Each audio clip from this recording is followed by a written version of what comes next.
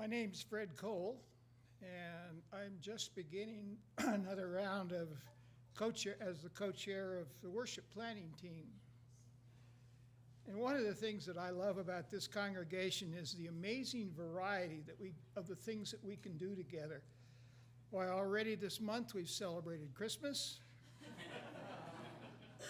We talked to the trees, and this morning we may get to meet some of our ancestors.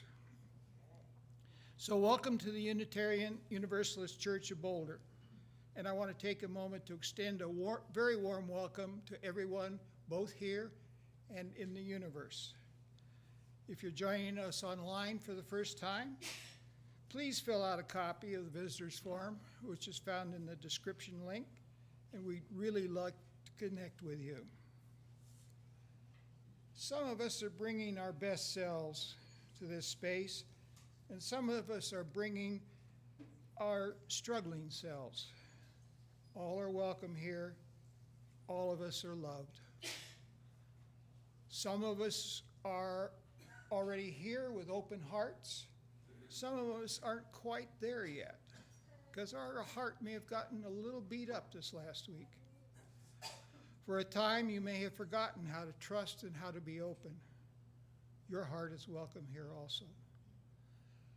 All of us are imperfect, but we're here to drop our defenses and trust that what happens in worship is powerful and life-giving.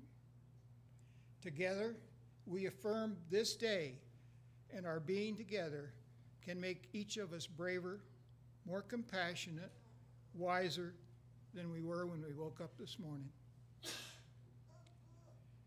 There's one announcement, and that is I need to remind you that on the 20th of August, we will go back to our two services a Sunday schedule at 9 and 11. That's on the 20th of August, so we've got another month. And then that same day, we'll introduce our new updated logo and our new website. There's a lot more about this in the weekly messenger email. And I'm going to turn it over to Sam for the next piece of action.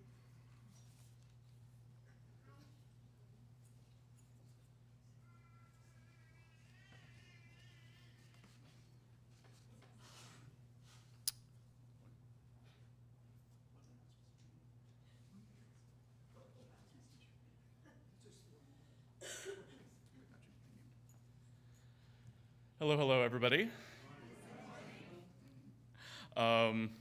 This morning, it is my pleasure to once again welcome Reverend Chip Roush to our pulpit.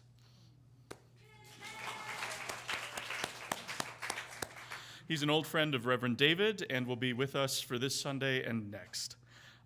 You may remember it was Chip who delivered the charge to the congregation at Reverend David's installation service last year. Reverend Chip Roush has served the First Unitarian Church of South Bend, Indiana, for the last 10 years. Prior, they have served several other congregations in the Midwest region, and they identify as non-binary and use he and they pronouns. Before that, he was a database administrator, much like somebody who's speaking before you today, and an award-winning playwright. He's the co-editor with Reverend Leslie Takahashi and Reverend Leon Spencer of The Arc of the Universe is Long, the subtitle of which is Unitarian Universalists, Anti-Racism, and the Journey from Calgary, published by Skinner House Books in June of 2009. They and I have another commonality. We have both served, or rather, Fred has both served terms on the General Assembly Planning Committee, just not together. Chip, welcome back to Boulder. And finally, will you join me in giving a very warm welcome to our new music director, Johnny Nichols, Jr.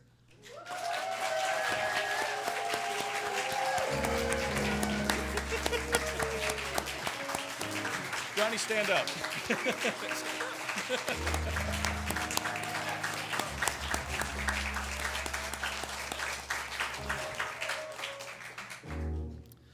Johnny started this week after moving out from Boston earlier in the month, and we are just so delighted. Along with his Bachelor of Music in Vocal Music Performance and Master of Music in Choral Conducting, he has taught school choirs and theater for over 13 years and has actively worked as a nonprofit arts administrator. Also much like somebody who's speaking before you today. He moves to Colorado from Boston, where he was the artistic director for the Ipswich River Community Chorus, conductor for the Boston Children's Chorus, and the Me/2 Boston Chorus. Besides his work at UUCB, Johnny is the newly named artistic and managing director for the Denver Gay Men's Chorus. Johnny, can I invite you to say hello to the congregation?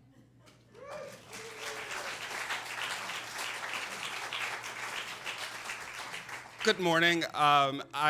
First and foremost, I am very happy to be here, and thank you so much for the warm welcome. I thank you for the introduction, Sam. And I've had a lot of experience working with nonprofits, working with volunteer groups, and working with churches. And one of the things that has led me to do the things that I do is that I lead from my heart. I let my heart and my spirit guide wherever I go, and that's led me in beautiful places all over this great country and now here. And my heart has led me to this beautiful church. I snuck in the back last week and just sat. And one of the things that I left with remarking was that I felt the Spirit every time you all sang. I felt that Spirit move throughout and that energy move throughout the congregation. And I knew that I was home. So I am looking forward to making really great music with all of you, with worshiping with you, making family and friends with all of you, with all of your support. Stay tuned for more information about what we're going to do here and how you all can be a part of the music ministry, whether or not it's from the pews or from these wonderful band of the Chancel Cats or from the choir.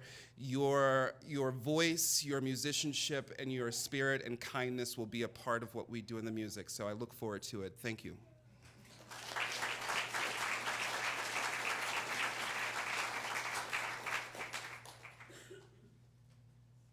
Kind of bummed out I won't be here longer to hear you, Johnny. Good morning, all. Our opening words are from my friend and colleague, Reverend Susan McGeehan.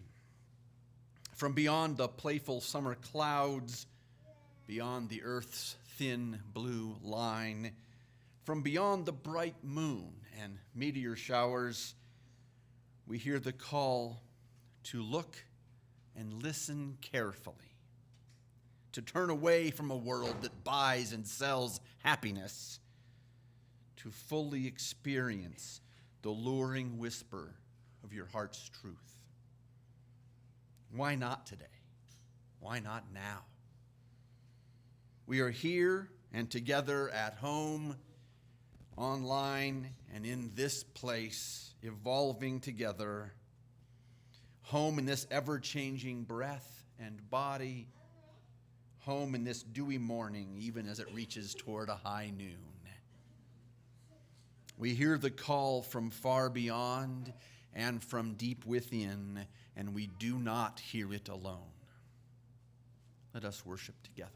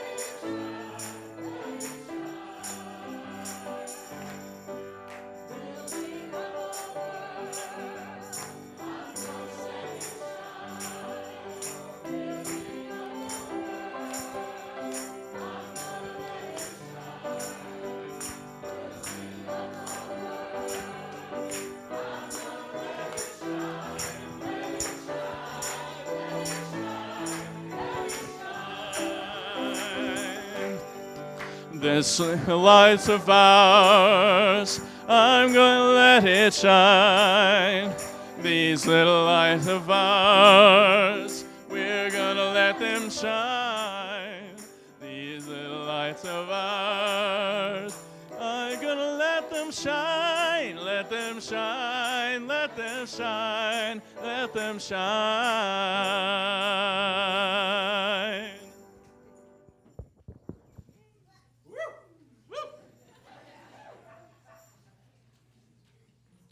So wisdom stories for all ages, right? I'm talking to some of the littlest ones and to the littlest ones in all of us. How many of us enjoy being told to go clean our room? I don't see any hands. Or told to do pretty much anything? Right? Few of us like being told what to do or when to do it. There's the old joke about one partner who tells another, I said I'd get to it. You don't have to nag me every 6 months. I even resent the voice in the GPS that got me here this morning. Turn left. Don't tell me what to do. I asked it to tell me what to do. It's a little difficult, but still maybe easier if we know we need the help. I needed help to learn how to tie my shoes and was grateful when my parents taught me. Several adults were involved in teaching me to play baseball. I begged any adult around to help me learn to drive. My wife, Becky, offered to teach me the advanced features in Microsoft Word. I resisted her offers on principle for a while. And one day I had had enough of doing things the hard way and asked for her help. 30 minutes later, I was much better at the stupid thing. It's even harder sometimes when it's about getting along with other people. Sometimes I know what I'm feeling, and I'm pretty certain that I know how others are feeling, and I'm convinced they are wrong. Sometimes I am lucky enough to have good friends or family members explain that I might be wrong in my assumptions about other people's feelings. I don't usually like it. I sometimes still resist a while longer, and then finally I go and really listen to the other person, and usually we find our way back into friendship. I am not telling you this is how you should do it. Just offering a suggestion for you to try yourself the next time you get sideways with someone, or perhaps your parents or siblings. Maybe listen, you might like it.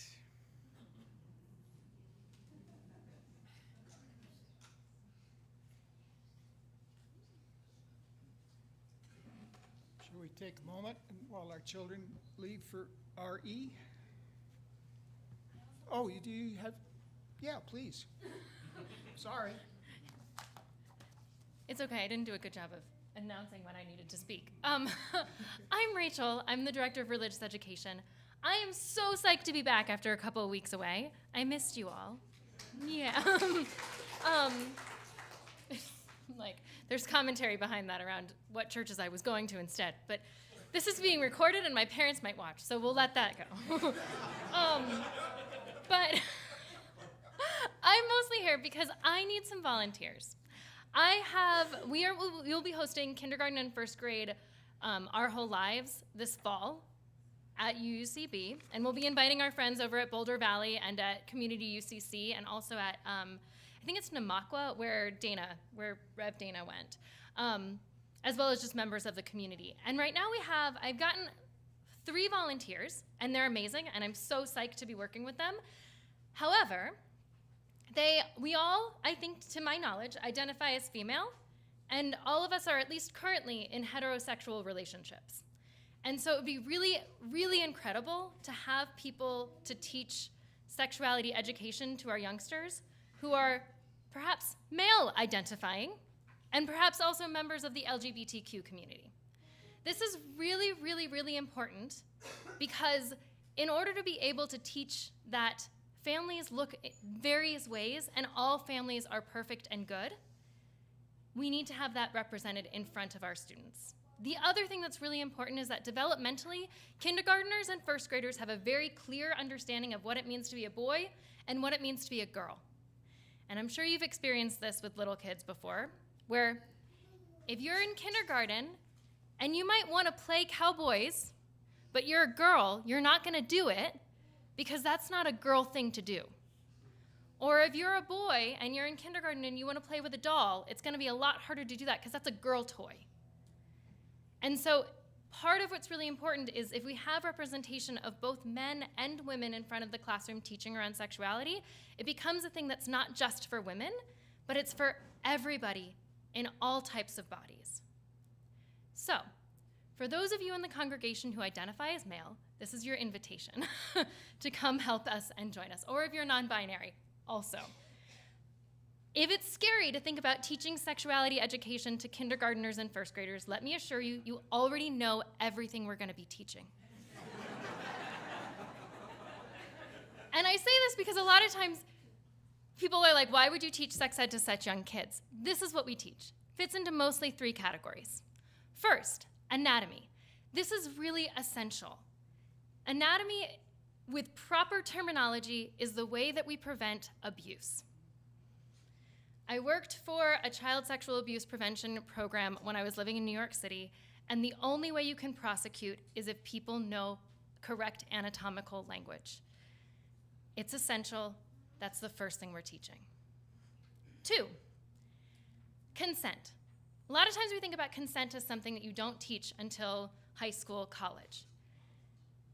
If you are around small children, if you've been a parent of a small child and you've had that child crawl on you on a day when you need a little space, this is where consent education starts. Yeah, it's funny and it's true. It's the idea that anytime you touch another person's body, you ask permission. And then when you receive permission, you proceed with the touch. What's also important about this is, as someone who's hung out with my nephews a lot over the past couple weeks, the most common thing that you tell kids when they're playing is, when your brother tells you to stop touching him, stop touching him. That's what we're teaching. Anatomical correct language, consent-based around touch. And the final thing is how are babies made if they're not coming from a stork? And this isn't the, the process exactly, but sperm, egg grows in a uterus. And that uterus could be in a woman's body or it could be in a man's body. And so knowing that this is the way that we're framing the conversation and going through looking at actual pictures of embryos and fetuses in development and what does that look like? And we all went through that process ourselves and all that kind of stuff. So those are the 3 main buckets that we talk about. We also talk about general self-esteem and a little bit of caring for your body and that kind of stuff. But I would love to have 2 or 3 more people, and I would love for those 2 or 3 more people, I'm sorry, people that identify as female, to not be someone who identifies as female. If you're interested, or if you have kids that are in kindergarten and first grade, or if you know people that have kids in kindergarten or first grade, these flyers will be out at the front. They're bright colors, so you can't miss them. It has all the dates on there. If you volunteer, the idea is not that you're there every single week, but that we have a large enough team that we rotate. So the idea is that you'll be there the first week at least, and the last week, and a couple times in the middle. And hopefully we'll meet sometime in August, so you'll already know what you're teaching, so you can get really confident on those anatomical names. You won't be teaching it until October, so the intro sessions are in September, but you won't be teaching material until October. The curriculum's basically verbatim, so you don't have to figure out what to say. It tells you what to say, and all that stuff. So it's a pretty easy lift, but I do need some men to help us out. So putting that out there. And if you are a man or a member of the LGBTQ community, you are even more invited to be a part of this, because I really would love to have a representative group of people. Okay. I'm now going to go take those of you who are coming to religious education this morning out to do some gardening with Charmin. And all of you in this congregation can see what we plant when you're leaving today. It'll be on the left-hand side. I'm going to put my mask back on. But if you're going to RE, let's go.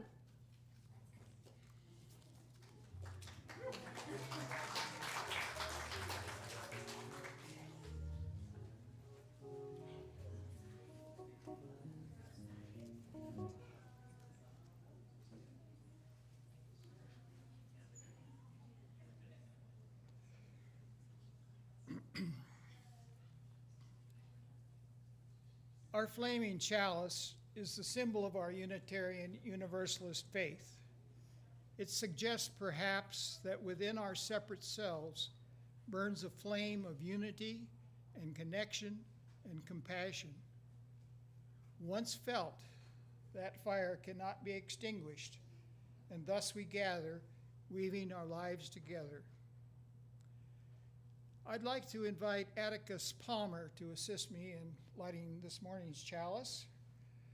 Now, I don't know exactly who Atticus Palmer was or is, other than there's a 15-year-old pinball wizard in Florida that has that name. But I can be confident that he knows something about Unitarian Universalists. We call this light before us in hope that we may always remain a strong community, working together to make the world a better place. When we are grieving or sad, when we are challenged, when we need help, this flame will guide us out of the darkness. When we are cheerful, when we celebrate, when we accomplish a great task, when we return to a place that makes us happy, this chalice reminds us to share our happiness with others. I light this chalice in joy and celebration for this beloved community.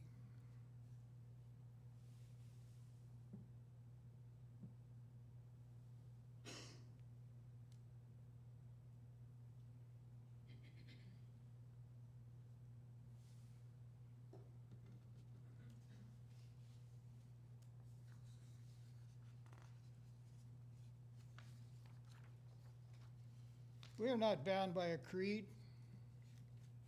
That is a specific list of things that we all believe in exactly the same way. We are united by shared values as expressed in our 7, well, soon to be 8 principles. More about that in a couple of weeks. And by the commitments we make to each other about what binds this community together. To name that commitment, will you join with me in person and online as we once again make this pledge to ourselves and to others, our covenant with each other?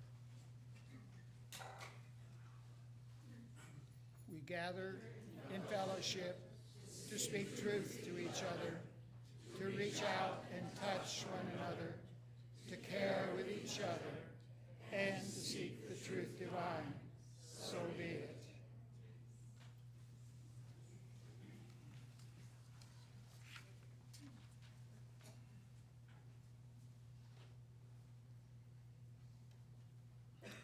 I invite us into a brief meditation. Please get comfortable in your seats or wherever you are online. If it works for you, you might close your eyes or soften them, scooch around as necessary. Ground yourself in this ever-present moment. Let's take a few deep breaths together.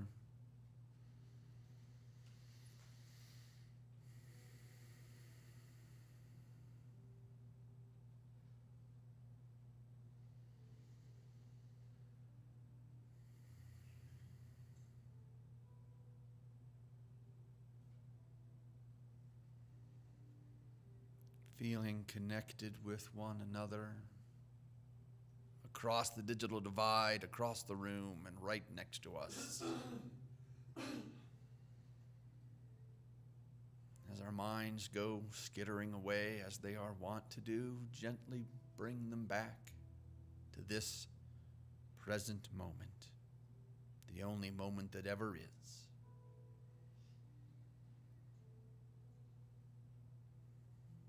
And on your next in-breath, locate in your body-mind where it is that you store your grief. Breathe into that place.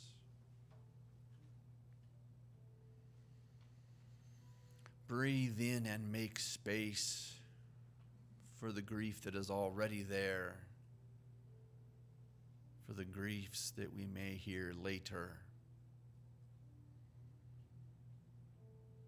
for the earth and all the grief present around.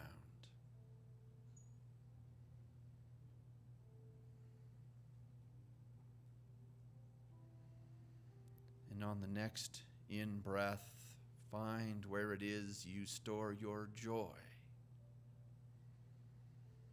Where in your body, mind, do you feel gladness and lightness? Breathe into that space.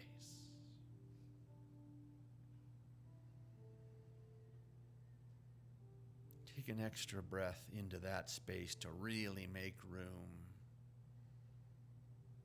for anything that you're finding joyful these days, for the joys which will be mentioned in a while. And make space so that you might find a moment of joy every day. Someone tells you, look at the state of the world, how can you possibly smile? Know that there is always room for joy. And you know where it is in your body.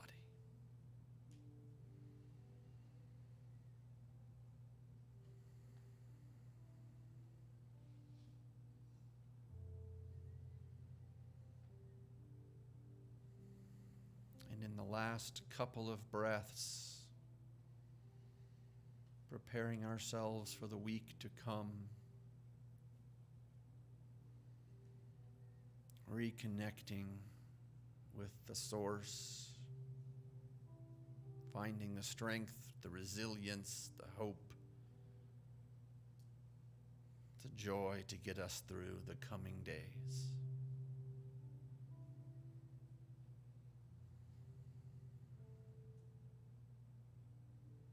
Knowing that we're all pulling for each other as we go off. So may we be.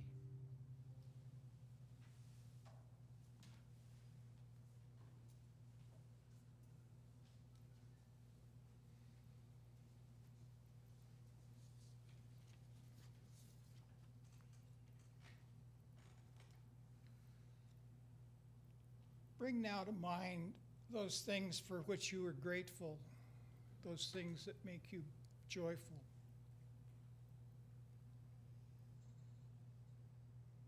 And we celebrate Ginny Wright, who celebrated her 98th birthday this week. 97. Yeah, it's 97. I'm pushing it, sorry.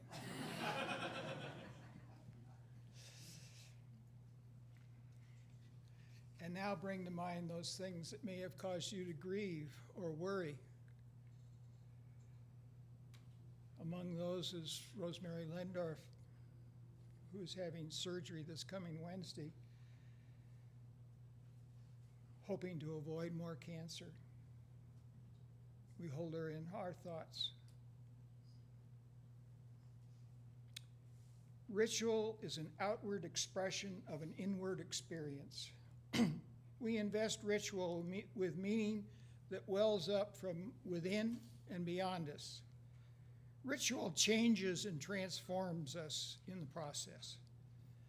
On this table before me is a tray and two bowls.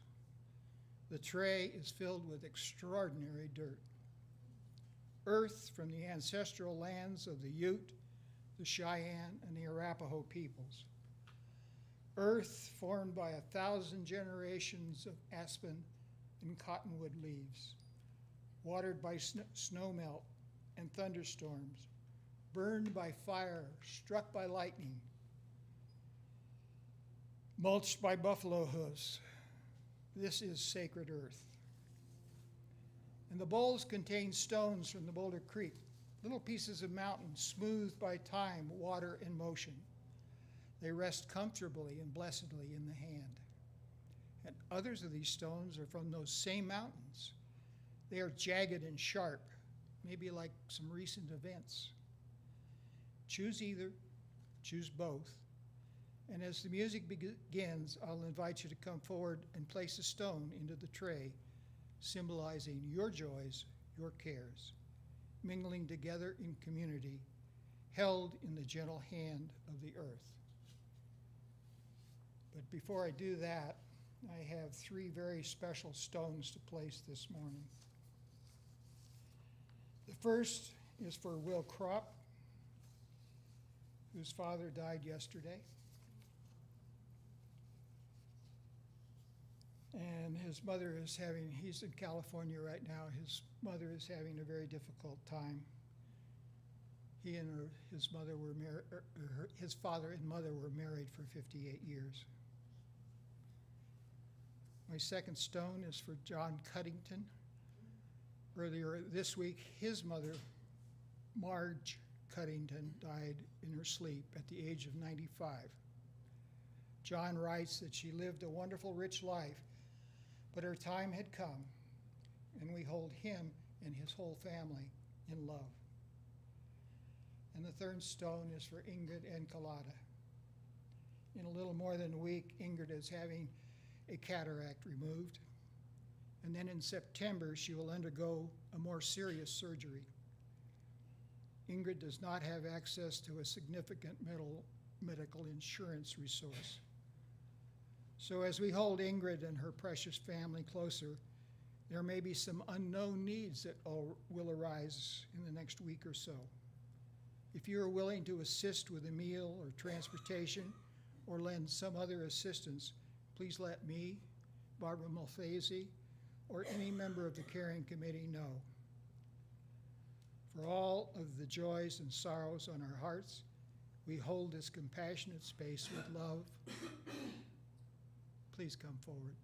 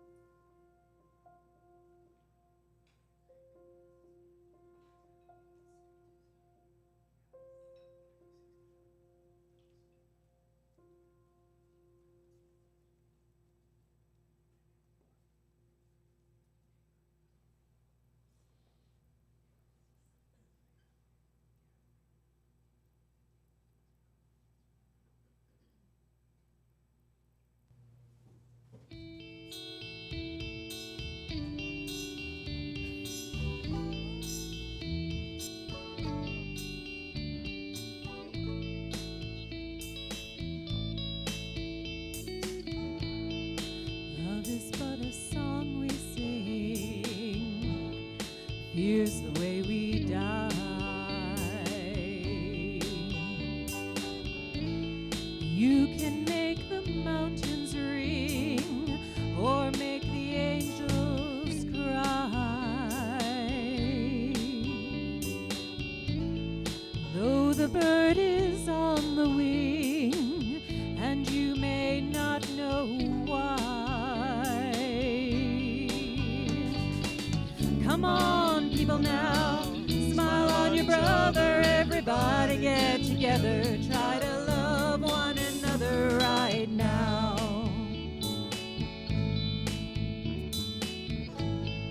Some may come and some may go,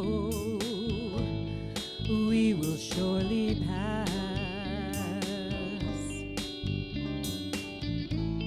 When the one that's left us here returns for us at last,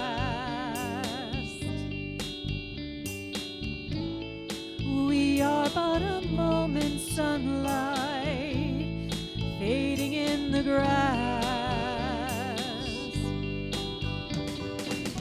Come on, people now, smile on each other. Everybody get together, try to love one another right now. Come on, people now, smile on each other. Everybody get together, try to love one another right now.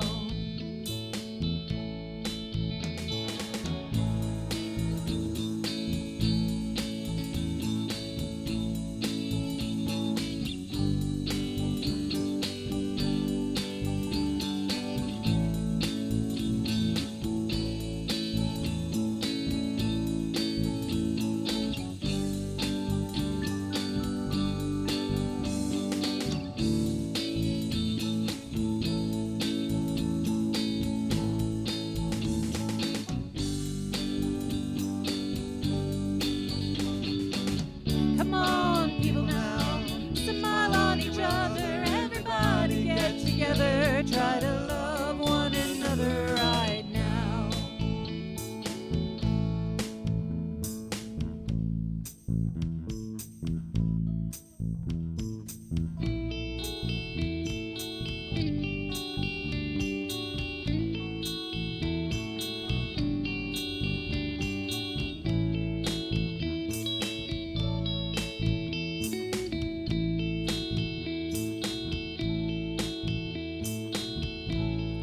If you hear the song I sing, you will understand.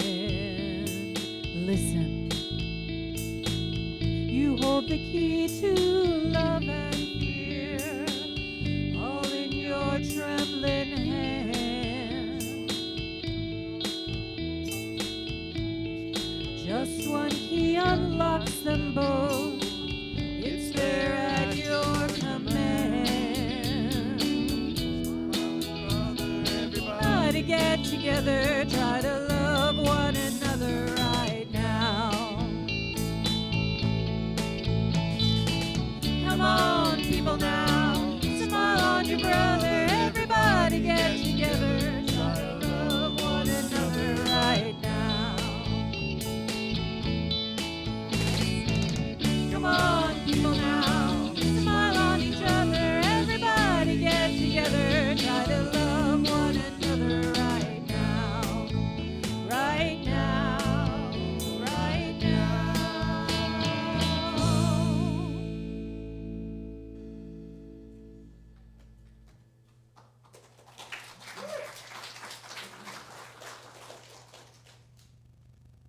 Thank you, Chancel Cats.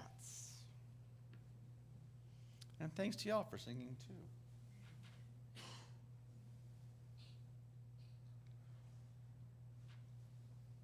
How many of us have ever read Goodnight Moon? Maybe more than once in an evening. How many have read Stuart Little? How many have read any part of the Cambridge platform?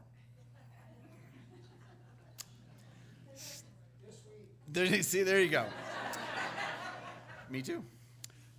This morning I'm going to talk a little about Anne Carroll Moore, a librarian who had a significant impact on those two children's books and on many other books and authors. Then I'll talk a bit about the Cambridge platform, which describes how our Puritan ancestors did church in the 17th century. Essentially, the Cambridge platform is the DNA at the heart of the congregational polity that most UUs follow and practice today. And I'll explore how Miss Moore and our Puritan forebears exemplify both the most helpful and the most challenging parts of Unitarian Universalist tradition and human life today. Anne Carroll Moore basically invented the children's library. When she was born in 1871, the concept of a publicly funded city library was scarcely a generation old. In the late 19th century, a library patron had to be at least 14 years old and a boy to borrow a book. Some places you had to be 16, and the librarians would still shush you anytime you spoke and mock you for your trashy taste in books, reading that Walter Scott and James Fenimore Cooper and Charles Dickens. Miss Moore and other librarians began to discuss reserving some part of the library exclusively for books written for children. In 1906, Moore was hired as the director of work with children at the New York Public Library. She quickly lobbied for and won borrowing privileges for boys and girls. When the library opened its iconic main branch at the corner of 42nd Street and 5th Avenue, the one with the lions, it included a dedicated reading room for children. There were child-sized tables and chairs. There were fresh flowers and thousands of books, not locked away for adults, but on display for children to read and for them to borrow and take home. There were no signs that ordered silence. And there were even scheduled story hours so kids could hear stories as well as read them. By 1913, children's books accounted for over 1/3 of the books being loaned out by the library's branch system. Similar children's libraries sprang up all over the country. Moore published lists of her favorite books, and librarians stocked everything she suggested. She also published reviews of children's books, rather, children's literature, as it was finally being acknowledged. Moore helped to demonstrate that books like The Velveteen Rabbit, Winnie the Pooh, and the works of Beatrix Potter were in fact art. Anne Carroll Moore also helped create prizes for children's literature, including the prestigious Newbery Medal. Anybody suspecting there might be a twist coming? You see, while Miss Moore essentially created children's libraries and changed the lives of virtually everybody in this room and all over the country and championed many marvelous works of children's literature, she did not like all children's stories. She generally approved of books that were sentimental and precious and featured talking animals. From our vantage point almost a century later, it appears she preferred books that offered an escape. All of which is great. I sometimes read as an escape, except Anne Carroll Moore would not include any books that did not offer an escape on her lists that so many libraries use to fill their shelves. Publishing companies would send her review copies, and she could make or destroy the careers of the authors that she reviewed. One apocryphal tale hints that she had a stamp in her desk which read, "Not recommended by purchase, not recommended for purchase by expert." Whether or not she actually had that stamp, Miss Moore did have a huge impact on the stories that were being published. When she got a copy of Goodnight Moon, she hated it. There was no fantasy. There was no escape. Only a child interacting with their surroundings. This, by the way, was exactly the point. By 1947, there were many librarians and authors who thought it beneficial for children to read stories that took place in settings and situations similar to their own. Not according to Anne Carroll Moore. She excoriated Goodnight Moon and prevented it from getting much of a place on any library shelves anywhere. A few years later, Moore also criticized Stuart Little, keeping it off most shelves. She even used her influence to keep Stuart Little off the Newbery Medal list. It was not even mentioned in the runners-up that year. Both Goodnight Moon and Stuart Little went on to become giants in children's literature.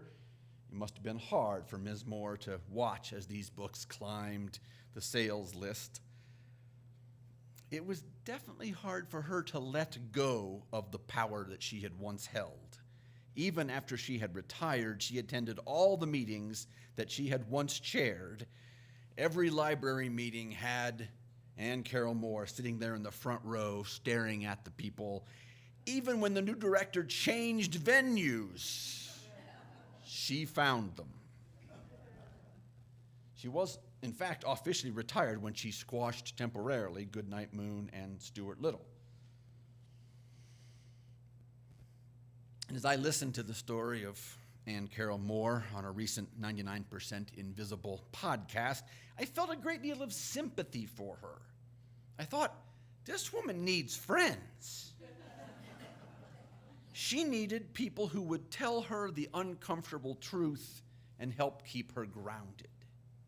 And that's when I thought about the Cambridge platform. When our Puritan forebears reached the shores of this continent, they organized their churches to be as close as possible to their understanding of the Christian scriptures. Neither the Gospels nor any books by or about Paul mention extra-church hierarchies. There are no popes in the Bible, no bishops. There are only congregations making decisions for themselves. So that's how they organized their churches in and around the Massachusetts Bay Colony. Now, they did realize that they were dealing with human beings here. They knew they would need some kind of structure for accountability. Rather than using bishops or popes in this big hierarchy, they mandated the use of local congregations. If a congregation was beginning to sin, if a preacher were leading his flock astray, and it was always his flock at that point, then the other nearby congregations would organize a council and invite their errant friends and get everyone back on the straight and narrow. When I learned this concept in the Cambridge platform in seminary, I thought councils could solve most of our problems. Racism, sexism, transphobia. While our UUA can only offer suggestions and provide workshops, a local council could meet and tell a misguided congregation they were straying and offer guidance and support and some accountability for each other. Just like Anne Carroll Moore needed good friends to give her feedback and keep her grounded, so do our congregations need good relationships with other nearby congregations. I've thought that for 20 years now, but rereading the Cambridge platform this week, it made me reconsider. The authors of the Cambridge platform refer to themselves as saints. They had all experienced powerful religious conversions. They knew they were saved. When they wrote about councils, they meant that if they saw other congregations beginning to sin, it was their duty, their sacred obligation to save their friends from an eternity in hell. They never imagined such a council might be called to bring them into right relationship.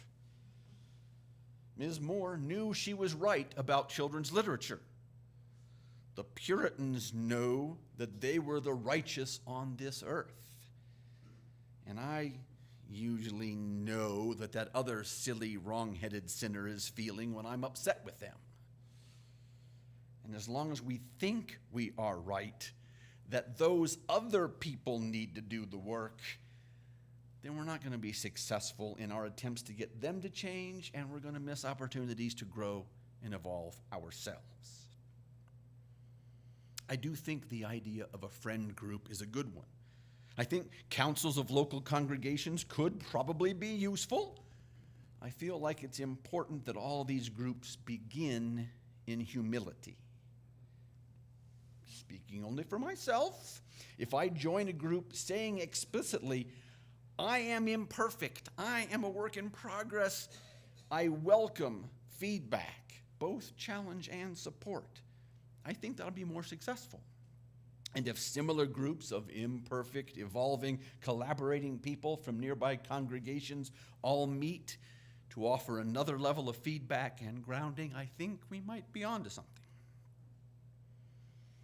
In the congregation where I served as intern minister, the UU Society of Geneva, Illinois, their covenant includes the line, "We've associated ourselves together not as agreeing in opinion, not as having attained universal truth in belief or perfection in character, but as seekers after truth and goodness."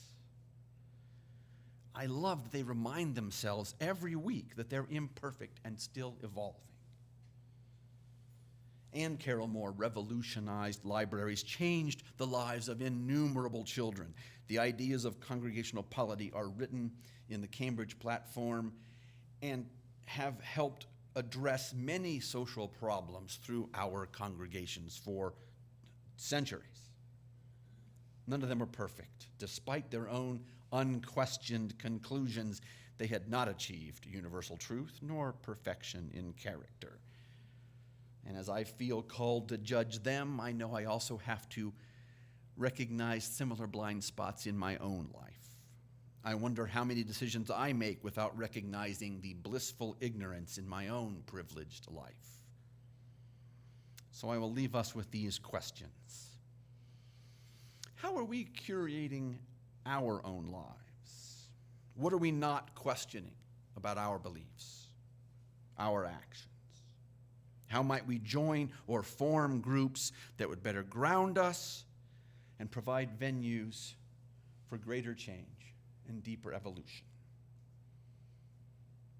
So may we live our questions. So may we be.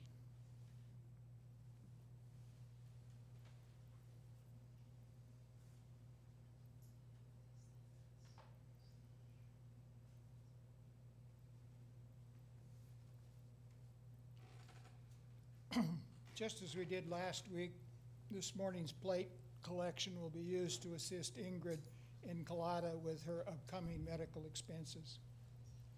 Our ongoing commitment will always be to direct our resources and energies towards bringing justice, peace, and love into the wider Boulder community. If you as an individual wish to be of further financial assistance to Ingrid and or her family, a link to her GoFundMe page can be found in this week's UUCB Messenger. I invite you to give as generously as you are able. For those of you online, you can use the QR code or find a link in the video description.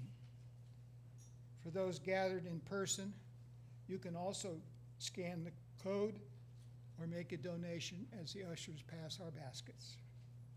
Ushers.